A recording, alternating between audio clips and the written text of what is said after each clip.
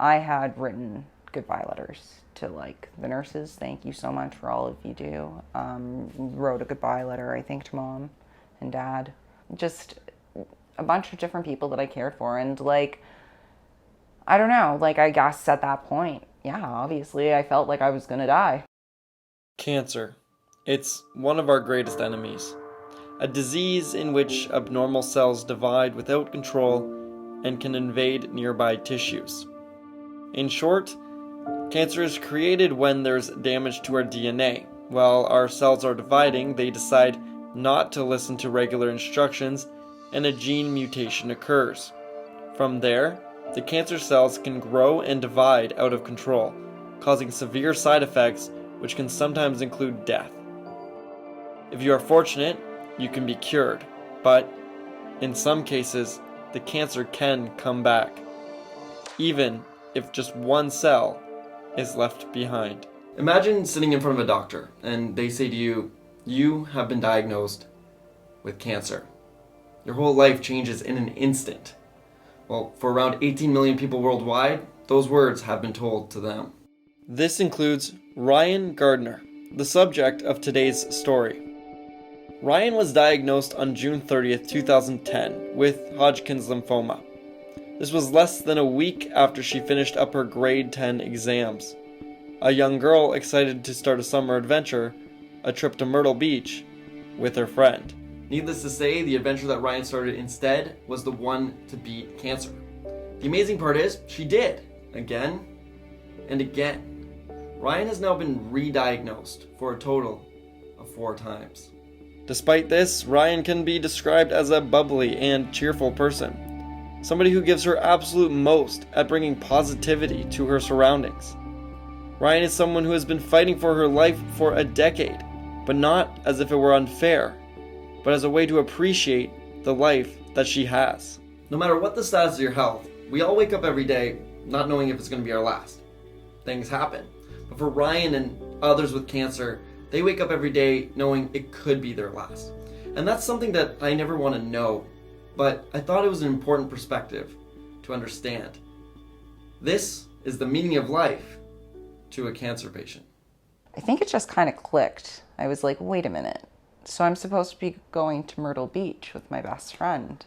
Like, can I not go now? And they kind of look stunned and they're like, yeah, no. And I think it just like, at that moment it clicks that you're not, your life is just going to be completely different. Like, it's just like, this isn't a game. This is something that's pretty serious. And I like, it's kind of hard to articulate, but I don't know. You get like, it's like almost like your heart sinks into your stomach. Like, you know, when people get like that tragic feeling when like somebody dies in your family or something like that, and it's like you feel like your heart just plunging down. Ryan says that she always felt like she would survive her original diagnosis. But it was when it came back for a 3rd time, fear started to overtake that positivity. Combined with other personal issues, she says that is when she started spiraling into a darker place. I just need to sleep. That's all I need to fucking do is sleep. And I think it's because when I go through cancer, it's fight or flight mode. It's not an emotional sense, but when you have to face the emotional portion of it, it's very, very hard. It's very difficult. So it's almost as though I think my mindset at that point was like, you know, if I'm gonna die, I'd rather it be by myself. But that darkness wouldn't last long. The support Ryan had from her family uplifted her, and she says when she felt that support, she realized that her life isn't just hers, but for everyone else in her circle as well. I know that mom, like when I was in a coma, mom was told like everything that I was going to be, and it was going to be, you know, kind of like in a wheelchair, can't talk, you're feeding her the whole day. That's what they were told. And it was, do you want to pull the plug or not? And mom didn't want to pull the plug. She never did. She's like, we're going to keep on going. And, you know, I think that that's unconditional love right there.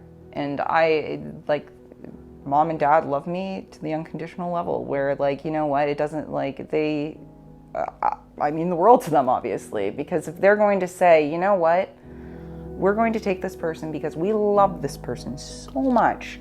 And even if they're going to be completely incapable of taking care of themselves, I want that person living just because that's that person. When you're actually put into that moment, like, I don't know, we wouldn't be having this conversation. This is like, that's really as simple as it is. We would not be having this conversation, and I wouldn't be answering your question if I didn't mean as much to my family as I do. Ryan highlights another reason why she feels so full of life: juicing. During her second diagnosis, she started something called Gersten therapy. She says not only did it help her feel energized by eating healthier, she lost weight, and it actually helped with her cancer as well. It's basically, all you do is you drink pure organic cold pressed juice all day, every day. I did that for a month and a half, and the cancer that they thought was in my armpit, the lymph node went from being about this big back to normal. And that was just a month of just, cleansing yourself full of that. I think there's a misconception where people believe that just because a doctor says something, that means it's right. And they don't really I think a lot of people don't go and do their own research and stuff on what are some things that we can do that maybe aren't going to be as stressful on not only your physical health, but like your mental health, your like emotional health. Something as simple as like drinking juice all day and eating your fruits and vegetables, and it can cure cancer. There's this girl, and she's sitting right in front of me. She's gone through all these hardships, and she has such a contagious smile. So I had to ask her, Ryan, how often are you faking it? And she looked at me and she said something very simple: I never fake it. She says people will know if she's upset, it's just that it doesn't happen that often. She says it's because she is alive. So she left me with some advice. She says, Kyle, everybody in life goes through hardships, but it's important not to fixate on it. Because if you fixate too much, you're going to miss the reasons why life is so beautiful in the first place.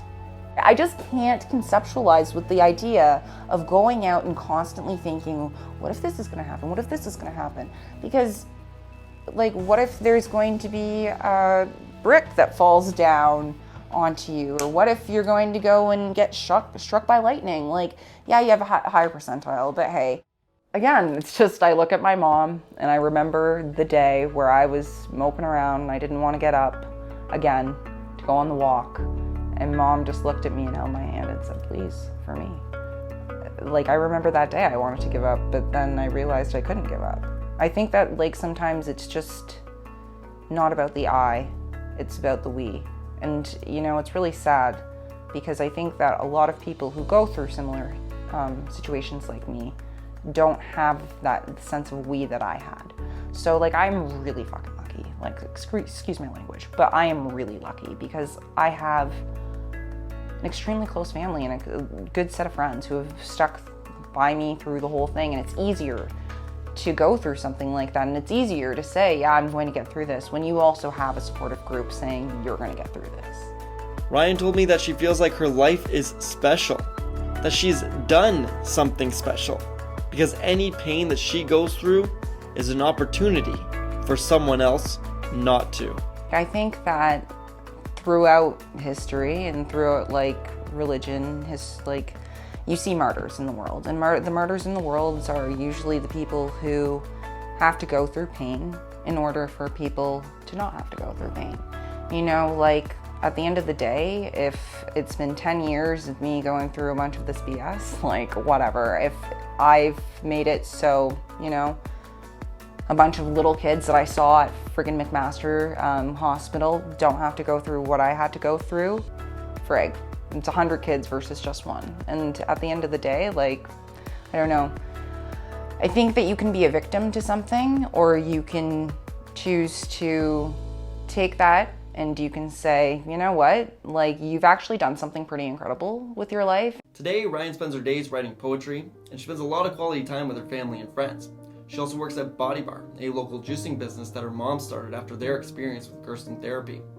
However, she does still go through various cancer treatments. She says that if she were to die today, that she would leave with no regrets. So there was only one thing left to ask her. What is the meaning of life? Meaning of life, I really think that there needs to be almost a set of rules that are pretty simple. Treat everybody with kindness. When you're going out there, just if it was your last day, would you be fulfilled? And if it was your last day, would you be happy with the person that you are and the person that you're behaving like? Because I think that's also a huge, huge thing. I think that honestly, the meaning of life is just being nice to people. Go find something that makes you happy. Try to contribute to the society you're living in or the community you're living in some kind of way that's helpful and positive. And if you wake up and if you wake up and say, I'm going to be positive, and you can go to bed, put your head down and say, and not really have any regrets, you're living your best life. I started this conversation looking for a perspective on knowing the feeling that every day could be my last. And what I learned was that it's not about knowing that today could be my last. It's that today I am alive. Maybe now when times seem to get tough, I could practice shifting my focus to how this is just part of my beautiful journey called life. But that's just my perspective. What did you guys get out of this conversation? For now, I'm going to leave you with this. A little poetry written by Ryan. Hello, not so nice to see ya. Are you afraid? Such a fragile, confused creature. No one to blame. You lost your brain along the way. Just another cold and boring day. Searching for the cure, forget who you were. For now, you are a warrior.